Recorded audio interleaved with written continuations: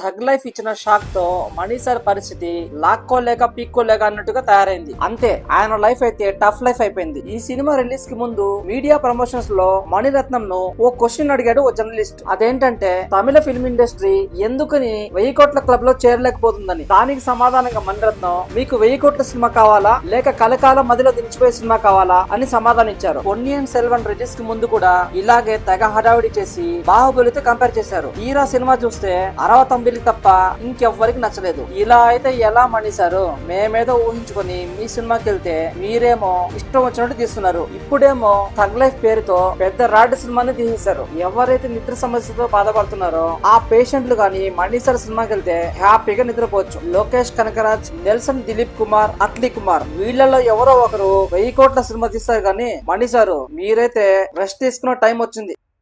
ఈ వీడియో మీకు నచ్చితే లైక్ చేయండి, ఛానల్ ని సబ్స్క్రైబ్ చేయండి, మీ అభిప్రాయాన్ని షేర్ చేయండి.